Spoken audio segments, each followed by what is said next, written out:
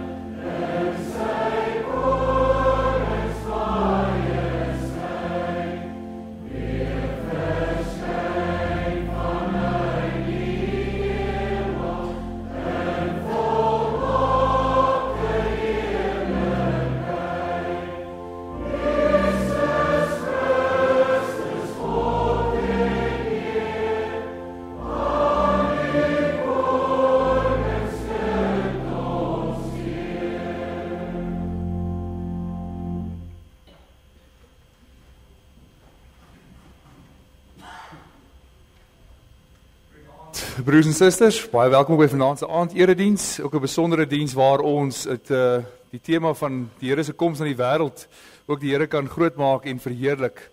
Net 'n paar afkondigings. In die eerste plek baie welkom aan besoekers.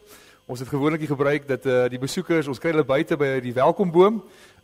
Ek dink vanaand mag dit dalk anders wees. Ek dink alle besoekers net na die tyd is daar tee en koffie wat bedien word.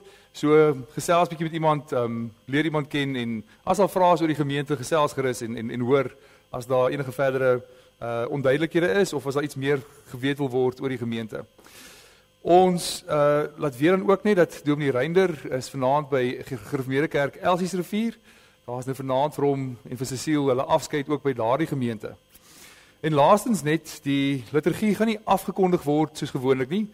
Die liturgiese orde word op die bord aangetoon en jy sal daar sien as daar 'n aanduiding is van sit of staan en as daar die mans moet sing of die dames moet sing. So volg asseblief gerus alles op die bord hiervoor. Kom ons begin dan vanaand se erediens met die woorde: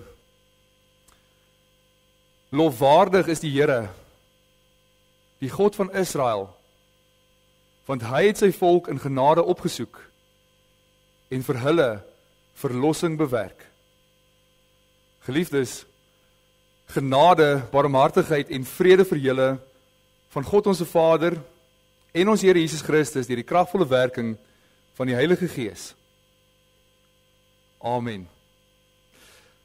Ek gaan nou vir ons voorgaan in gebed en sodra ek amen sê, vra ek dat ons dan saam ook sing die Onse Vader, lied 266 en die woorde sal op die bord verskyn. Kom ons bid saam. Ons Vader in die hemel, ons dank U Here vir soveel genade wat U in ons lewe betoon. Dat U die wêreld wat in sonde geval het, dat U die wêreld wat in duisternis is, nie in duisternis los nie. Maar dat U groot liefde aan die wêreld openbaar.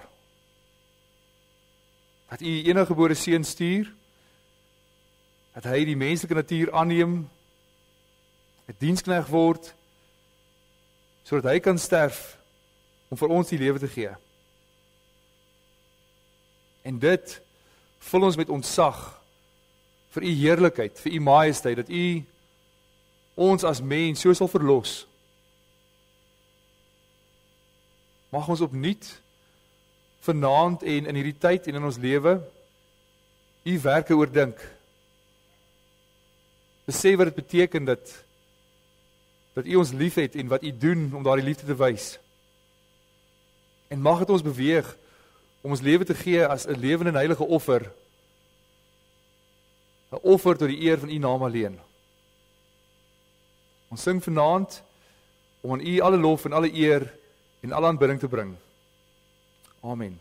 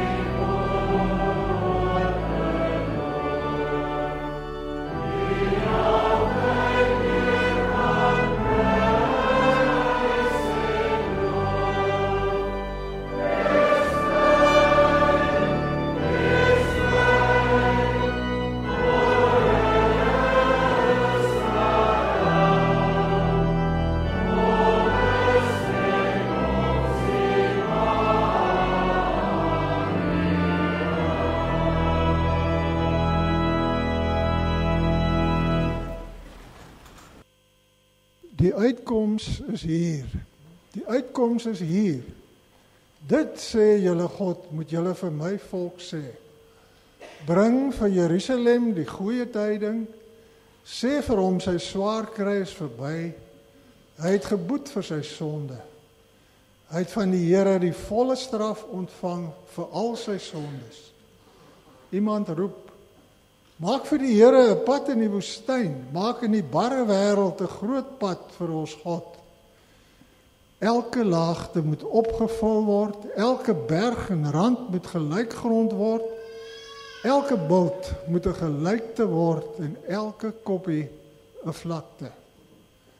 Dan sal die mag van die Here geopenbaar word. Al wat leef sal dit sien. Die Here self het dit gesê. Iemand sê roep en ek vra, wat kan ek roep? Alle mense is soos gras. Alles waarop hulle staat maak is soos 'n veldblom. Gras verdor en blomme verwelk as die Here sy wind daaroor laat waai. Dit is so. Die volk is soos gras. Gras verdor en blomme verwelk, maar die woord van ons God bly vir ewig.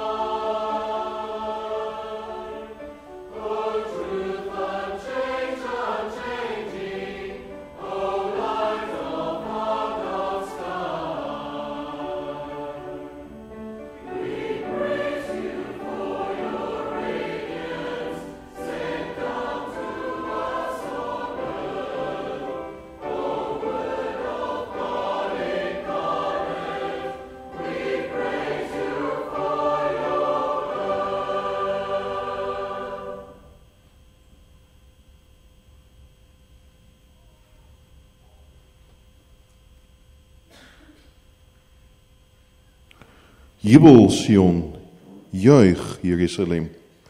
Jou koning sal na jou toe kom. Hy is regverdig en hy is 'n oorwinnaar.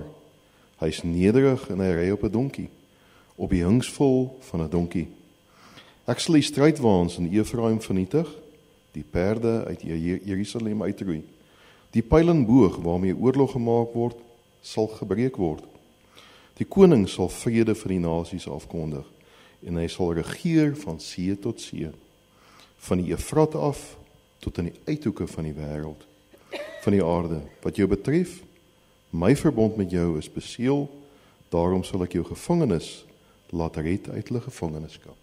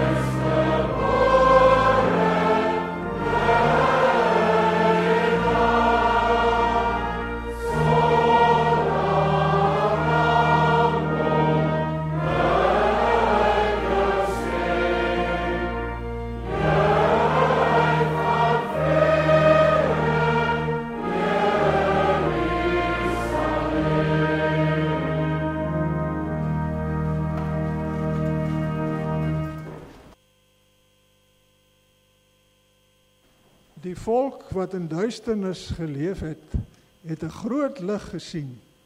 Oor die wat in die donker land was, het 'n lig geskyn. U het die wat nie meer 'n nasie was nie, baie gemaak, hulle groot gemaak. Hulle het hulle in u teenwoordigheid verbly, soos mense bly is in die oestyd, soos hulle juig wanneer die mense byt verdeel. Soos die dag toe Midian verslaan is, het u die juk verbreek wat op die volk gedruk het, die stok waarmee hulle geslaan is, waarmee hulle gedryf is. Elke soldateskoen wat in die oorlog gebruik is, en elke uniform wat met bloed bevlek is, sal verbrand word, deur die vuur verteer word. Vir ons is 'n seun gebore. Aan ons is 'n seun gegee. Hy sal heers en hy sal genoem word Wonderbare Raadsman, magtige God, ewige Vader, vredevors. Sy heerskappy sal uitbrei en hy sal vir altyd vrede en voorspoed bring. Hy sal op die troon van Dawid sit en oor sy koninkryk regeer. Hy sal die koninkryk vestig en in stand hou deur reg en geregtigheid van nou af en vir altyd. Daarvoor sal die onverdeelde trou van die Here die Almagtige sorg.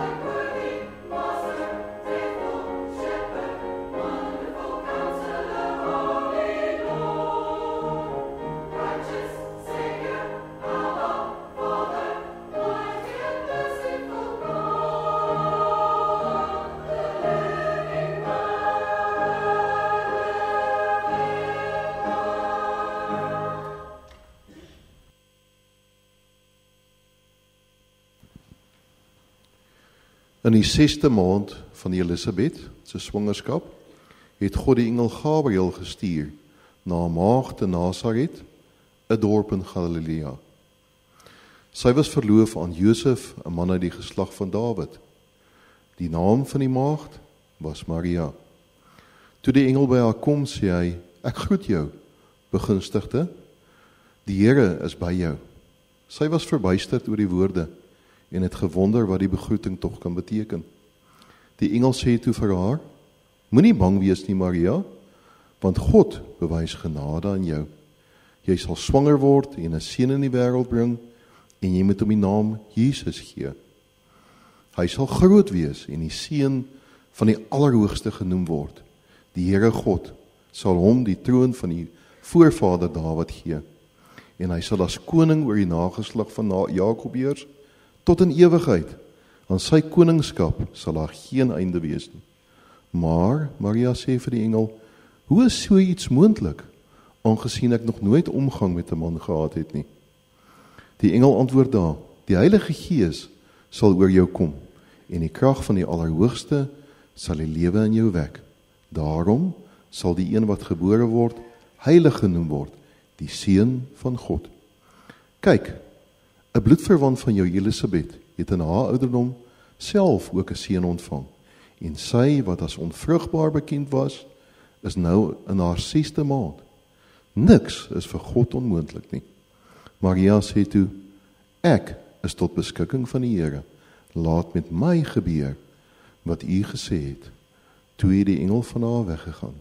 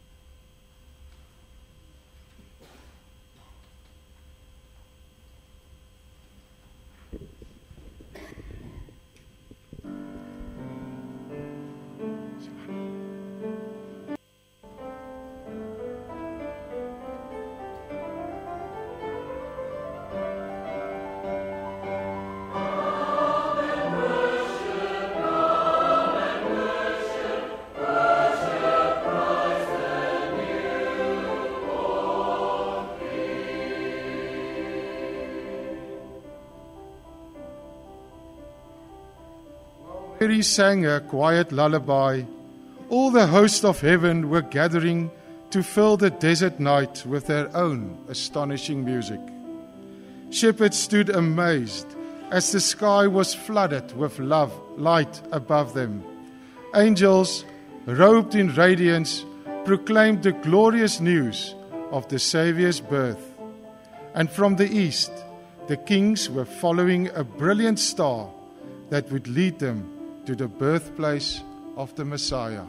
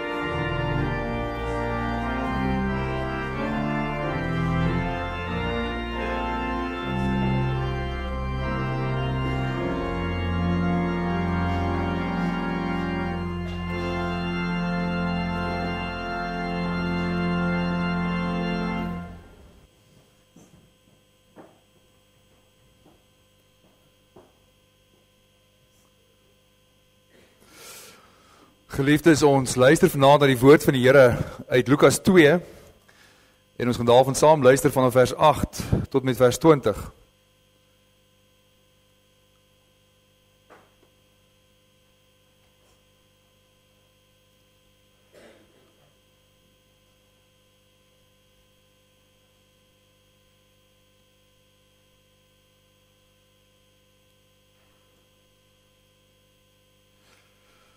Lukas 2 vanaf vers 8.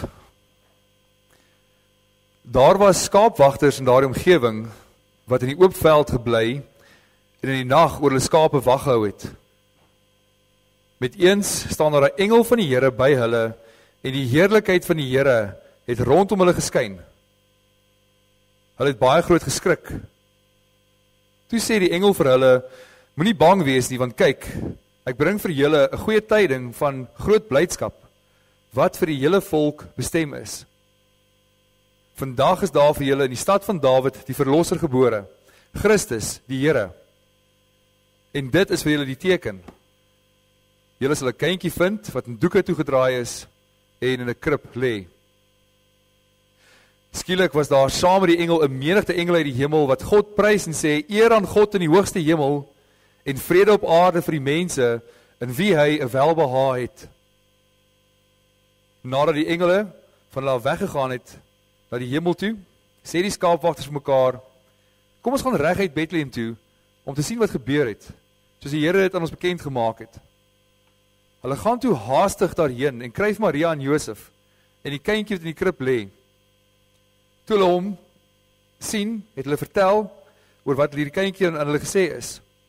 Almal wat dit gehoor het, was verwonderd oor wat die skaapwagters vir hulle vertel het. Maria het alles wat gesê is onthou en telkens weer by haarself daaroor nagedink.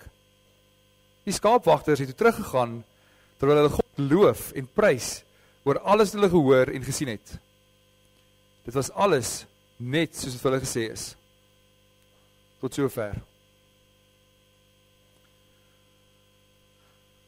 Geliefde broers en susters, die gedeelte waarna ons geluister het, is een van die merkwaardigste gedeeltes in die Bybel. 'n Godsopenbaring waar die Here homself bekend maak en aan sy geboorte ook aan die mensdom bekend maak. Daar word vir ons in detail vertel wanneer en hoe en waar dit plaasgevind het, maar dan ook oor die getuies wat daar was, naamlik die skaapwagters en waartoe hierdie openbaring hulle beweeg het. In daardie dae was dit die werk van die skaapwagters om dag en nag na die skape om te sien. So die skape het baie keer krale gehad, nader in die stede, nader in die dorpe, waar daar vir hulle veiding was, waar daar deur wind en weer kon daar veilig gewees het. Maar meeste van die kere was hulle buite in die veld en was die skaapwagters buite saam met hulle in die veld. Hulle het rondgegaan daar waar daar veiding was en die skaapwagters moes onder andere ook die skape lei na groen weivelde en hulle ook beskerm teen wilde diere. En nou die omgewing waar hierdie spesifieke skaapwagters na die skape gekyk het, was baie naby aan Jerusalem. En nou weet ons in Jerusalem het die tempel van die Here gestaan. Dis die ontmoetingsplek van God met sy volk, waar hy in sy teenwoordigheid by hulle was, waar hulle die Here toe kon kom as hulle rein was. Kon aanbid in die tempel die teenwoordigheid van die Here kom as hulle ritueel rein was. Maar vir baie van die volk was nie moontlik om die offers al die pad saam te vat van waar hulle was in die land nie. Dit was eintlik die algemene praktyk dat die offers, dit wat vir die Here geoffer sou word, die offerdiere, by die tempel gekoop sou word. En mens dink aan die verhaal in Johannes 2 waar Jesus die mense uit die tempel uitjaag, wat het nadat in die tempel ingebring het, om eintlik om hulle self gaan, vir hulle self wou geld maak binne die tempel. Maar dit was die algemene praktyk dat hierdie offerdiere ook in Jerusalem beskikbaar was. Met ander woorde, hierdie skaapwagters was heel moontlik aangestel, verantwoordelik, om na die skape te kyk wat later geoffer sou word vir die Here in Jerusalem. Maar die skaapwagters in daardie dae was eintlik rowwe mense gewees. Eintlik kan ons hulle vergelyk met vandag se spreekwoordelike matrose. Dat die Jode het geleef onder sekere bepalinge van die wet van Moses, naas reinigingswette, wat in die volk vereistes gestel het oor hoe hulle uiterlik rein moet wees. En hierdie uiterlike reinheid het eintlik hierdie innerlike reinheid van hulle weerspieël, en hulle moes rein gewees het om deel te kon neem aan die aanbidding van die Here, om in die Here se teenwoordigheid te mag kom. Hulle moes dus hulle self was op sekere tye. Hulle mag nie aan iets wat dood is geraak het nie. Maar die skaapwagters was heeltyd in die veld gewees en hulle het nie noodwendig altyd hierdie geleentheid gehad om hulle self te reinig nie. Hulle beroep en eintlik hulle situasie het hulle gebring in hierdie posisie, het hulle gereeld, eintlik maar deurlopend ritueel onrein was. Met ander woorde, hulle het ook nie die feeste bygewoon nie, hulle het nie in die tempel van die Here gekom nie. Hulle is dus eintlik half buite die gemeenskap van die volk en eintlik ook maar so daardeur ook buite die gemeenskap met God gewees en daar is op hulle neergesien as gevolg daarvan. Wat dit verder merkwaardig maak is hulle status in die samelewing. Hulle is eintlik so op neergesien dat hulle getuienis is nie geglo nie. As hulle getuig het in 'n saak, is daar nie gehoor gegee nie. Dit moes altyd eers bevestig word deur nog 'n getuie wat nie 'n skaapwagter was nie. So in hulle kultuur het hulle iets geword van 'n randfiguur, mense wat uitgeskei was, die rowwe, onbeskofte mense wat eintlik net goed genoeg was om na die skape te kyk. Mense wat nie geskik was om deel te neem aan die aanbidding van God nie. Net goed genoeg om al buite te wees om die offers op te pas wat gebring moet word vir die Here, maar hulle was nie ritueel rein om self te gaan offer nie. En tog kom die grootste openbaring van God van al die eeue nou in skaapwagters. God gaan hierdie ongeloofwaardige getuies gebruik om sy groot openbaring aan die mensdom te bring. Die volk het die verwagting gehad dat die Here sou kom, die Messias sou kom. Maar vir 400 jaar was daar nie enige openbaring gewees nie. Die laaste profeet was Maleagi. En nou kom die wonderbaarlike dat die Here weer met die mense praat. Hy openbaar homself weer aan die mens. En hierdie keer gebeur dit nie deur 'n boodskapper wat die Here stuur, deur 'n profeet hy stuur nie. Maar die Here maak homself bekend. Hy stuur engele om dit bekend te maak. Hy kies om mens te word. Hy kies om in ons tyd gebore te word. Hy kom woon hier onder ons. En nou kom hy en hy gebruik die engele om die boodskap oor te dra aan die mense. Dat hulle die nuus moet bring aan die skaapwagters. En nou is die openbaring wat so groot is, dat ons in vers 9 hoor, dat die glans van die heerlikheid van die Here by die engele geskyn het. Dis dieselfde glans van die heerlikheid van die Here wat ons reg hier die Bybel kry, as die Here aan Moses verskyn, as hy by die berg verskyn aan Moses ook, waar die volk rondom die berg staan. By die verheerliking en die opstanding van Christus, by Paulus se bekering. Dis die heerlikheid van die Here wat sy teenwoordigheid aandui en wat hierdie aanduiding is van die lig wat in die duisternis inkom, is daardie heerlikheid wat daar skyn. En dit was ook daar by die skaapwagters. En juist daarom kom die woorde, moenie bang wees nie.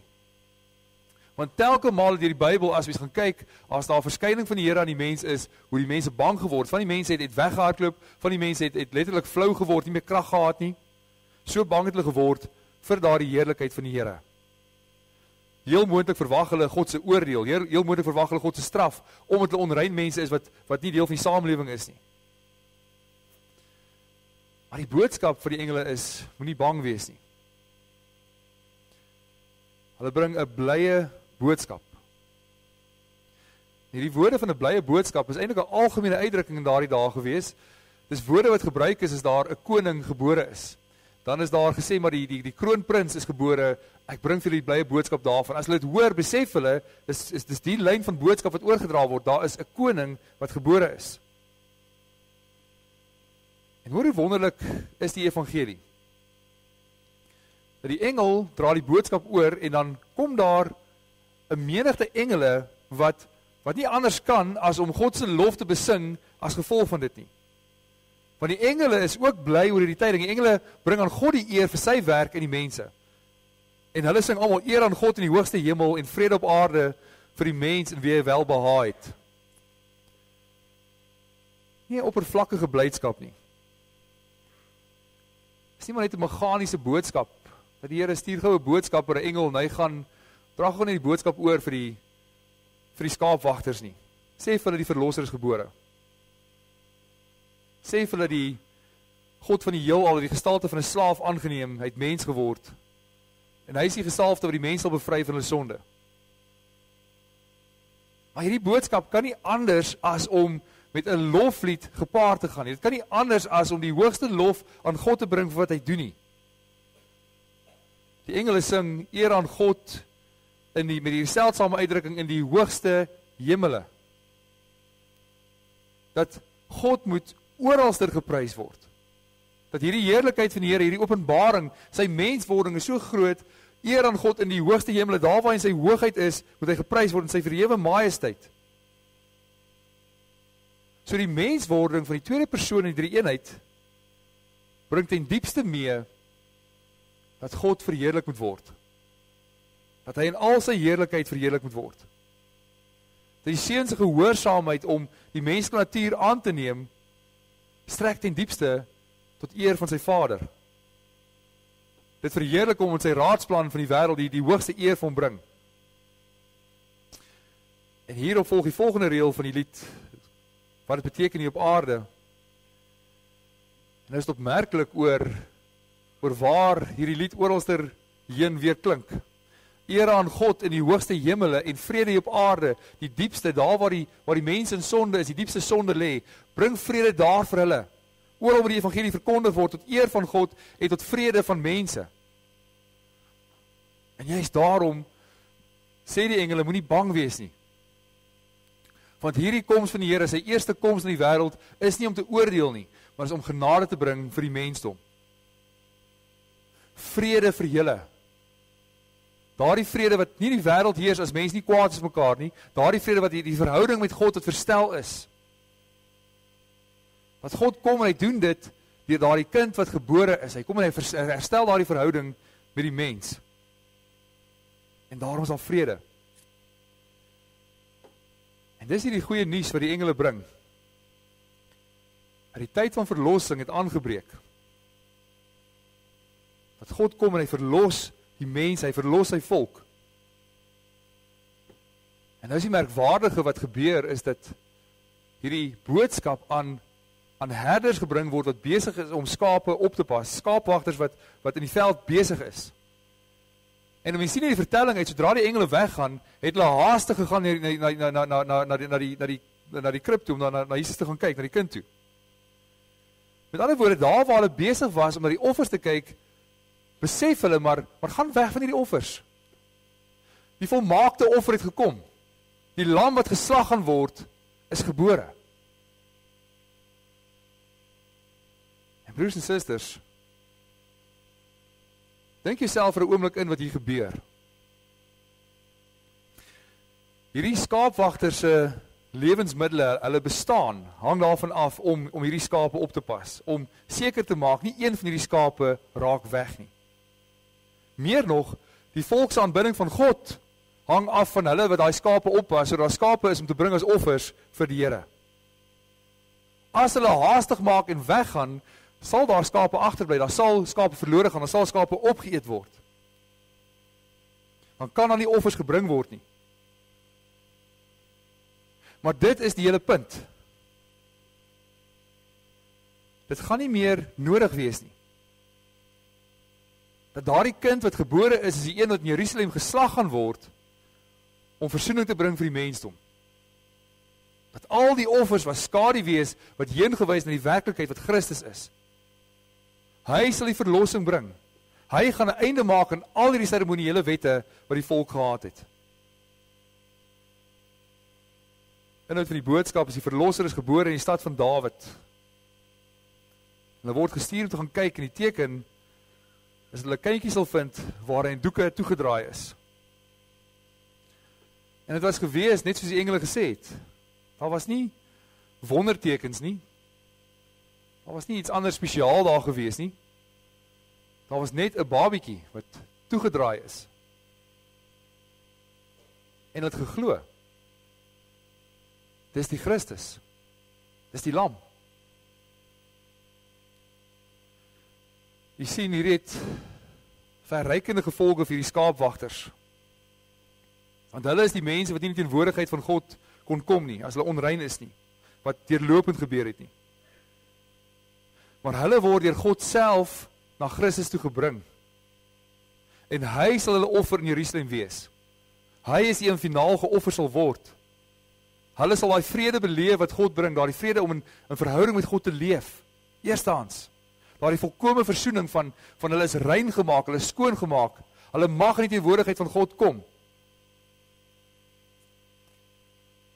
Hulle word in die Here se teenwoordigheid ingebring. So hoe vier hierdie skaapwagters dan die koms van die Here? Hoe vier hulle Kersfees? Skaapwagters onmiddellik gaan kyk, daar's nie enige twyfel by hulle nie. Hulle het onmiddellik gereageer op die opdrag. Die Here is gebore, het hom gesien. Die Here het hulle bekend gemaak omdat die Here gebore is, ons lees in vers 15. So die Here het gesê, die Here is gebore. God wat transcendent is oor die hele wêreld, wat van alle geskape dinge is, hy is iemand terselfdertyd vlees en bloed aangeneem het.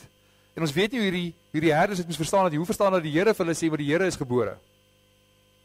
Maar hulle kom tot geloof, hulle glo dit. Hulle glo daardie kindjie. Dat hy is die Messias.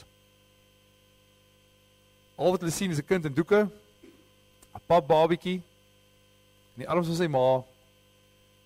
En hulle glo verseker hy is die Christus. En hulle aanbid hom as die finale offer wat die vrede sal bring. Daar was niks by die krib wat sy gemaak het hulle moes glo nie. Maar die Heilige Gees het in hulle gewerk. Het hulle oortuig. En wat is hulle reaksie hierop? Wat doen hulle dan om hierdie Kersfees te vier? Ons hoor hier dat nadat hulle uitgegaan het hulle God geloof en geprys oor hierdie wonderdaad. In ander woorde, daar is hierdie herstel wat plaasgevind het. Hulle besef dat hulle is in die heerlike teenwoordigheid van God self gebring en daarom kan hulle nie anders nie as om God te loof en te prys oor hierdie wonderdaad.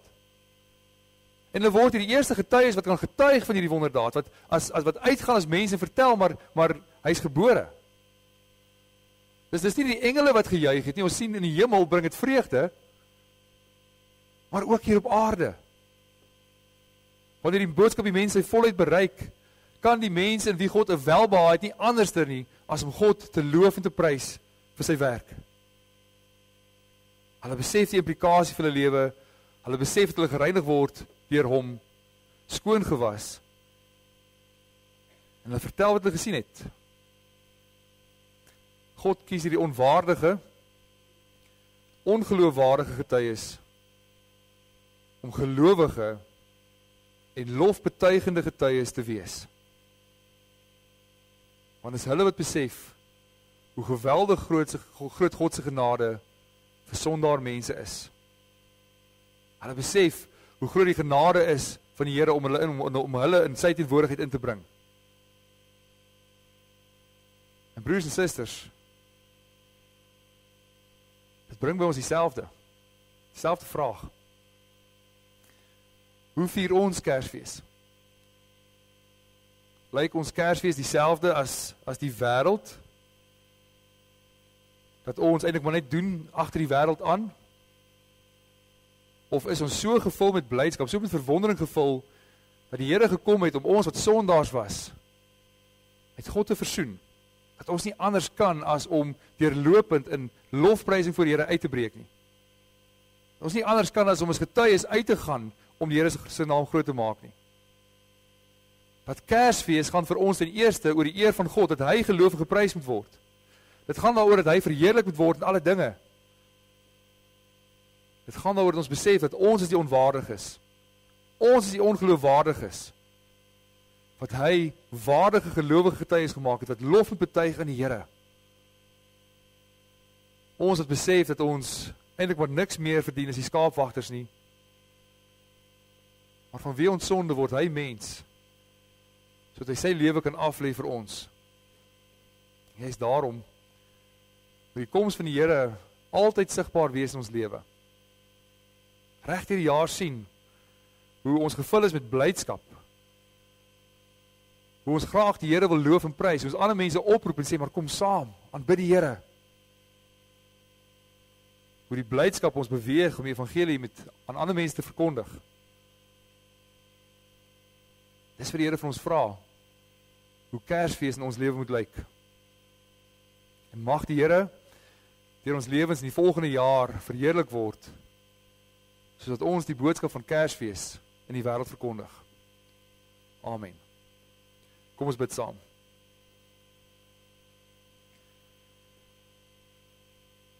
Ons Vader wat in die hemel is, ons wil U loof. Alles wat in ons is, wil ons die heilige naam loof. Want U is groot en U alleen is lofwaardig. Dat U grootheid is ondeurgrondelik. En U is ons God. Ons wil U roem, ons wil U naam prys. Want U het wonderdade gedoen, ook in ons lewe. U het ons lewens omgedraai en heeltemal verander. Ons wat 'n doodsbestaan geleef het, aan ons het U die lewe gegee. U het ons hele lewe verander. U bring ons na U toe en U gee dit vir ons om U te mag loof en prys. En juist daarom wil ons nie stil wees nie, juist daarom wil ons U lof besing as mense wat besef hoe geweldig groot U genade in ons lewe is. Aan U kom toe al die lof en al die eer en al die aanbidding van nou af tot in ewigheid. Amen.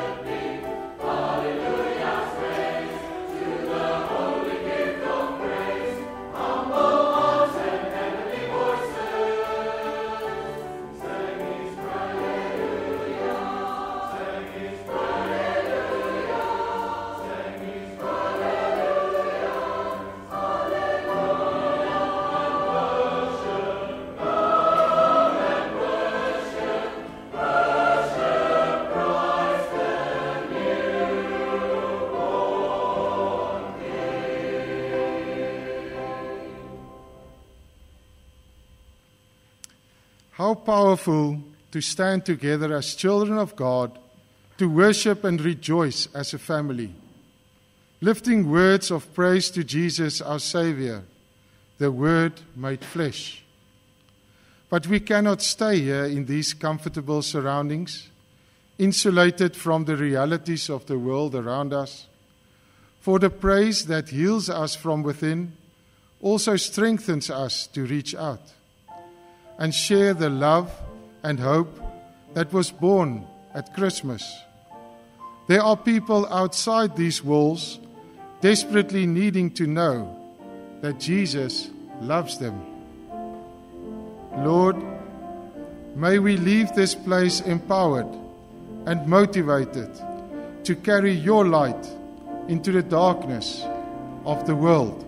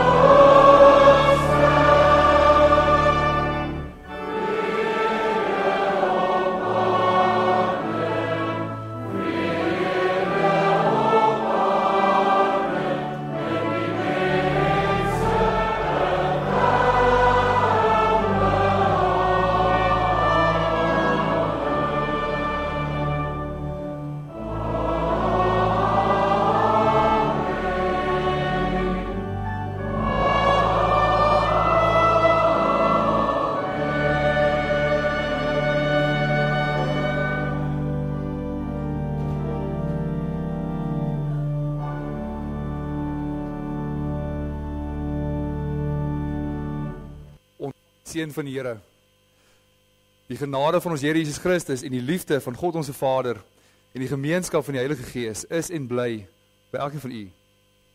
Amen.